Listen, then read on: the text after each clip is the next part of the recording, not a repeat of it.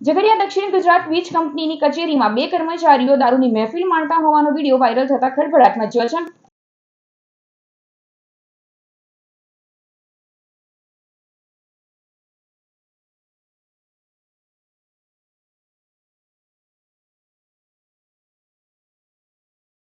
ઝઘડિયા દક્ષિણ ગુજરાત વીજ કંપની લિમિટેડના બે કર્મચારીઓ કચેરીમાં દારૂની મહેફિલ માણતા હોવાનો વિડીયો વાયરલ થતા ચકચાર મચી છે. ઝઘડિયા વીજ કચેરી ખાતે ફરજ બજાવતા junior assistant clerk Subhash Damor અને મીટર રીડર પ્રવીણ કટારા કચેરીમાં જ દારૂની મહેફિલ માણતા હોવાનું બહાર આવ્યો છે. રવિવારની રજાના દિવસે જુનિયર આસિસ્ટન્ટ અને મીટર રીડરે દારૂ પીવા માટે કચેરીનો ઉપયોગ કર્યો હતો. બંને રવિવારની રજામાં કચેરી ખોલી દારૂની મહેફિલ જમાવી હતી. ભાઈ પડી ગયા હું જુનિયર આસિસ્ટન્ટ તમે અહીંયા ઓફિસ પર શું કરો છો સાહેબ? પાર્ટી કરો. હું અહીં આવેલો સાહેબ વિડીયો મોકલીશ, તમને ચિંતા ના કરો. ઓફિસ પર આવીને શું કરતા છો એમ? તમે આજે તો તમારી રજા હોય છે, ઓફિસ પર આવીને શું ધંધા કરો છો તમે? હાજર પર આવવું નહીં પડે. હવે કાલે છે ને સસ્પેન્શન ઓર્ડર લઈ જજો ઓફિસ થી, બરાબર છે? હા.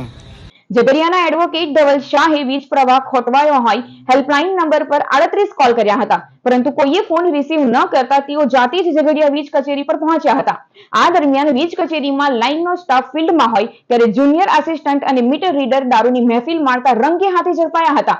આ વિડીયો વાયરલ થતા જ ખળભળાટ મચી જવા પામ્યો છે. દારૂની મહેફિલનો વિડીયો સોશિયલ મીડિયામાં વાયરલ થતા જ દક્ષિણ ગુજરાત વીજ કંપનીના અધિકારીઓ હરકતમાં આવ્યા હતા.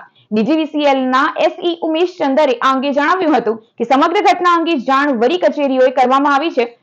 એમાં કચેરીની અંદર જે કઈ રીતે જોવા મળેલા છે એ નિંદનીય છે ને આપણે અત્યારે કચેરીથી જે તે સ્ટાફ એમાં ઇન્વોલ્વ હોય એવું એ લોકો ઉપર આપણા જે ઉપરી કચેરી મુજબ ને અહીંયાથી જે કંઈ શિસ્તના પગલાં લેવામાં આવશે ને એ કાર્યવાહી કાલથી જ ચાલુ થઈ ગયેલી છે ને ઉપરી કચેરીને એ બાબતની જાણ કરી દીધી છે ને એ લોકો ઉપર જે કંઈ ડિસિપ્લિનરી એક્શન કે જે કંઈ આપણી કંપની નિયમ મુજબ કરવાનું કાર્યવાહીનું રહેશે એ આગળ આપણે કરીશું.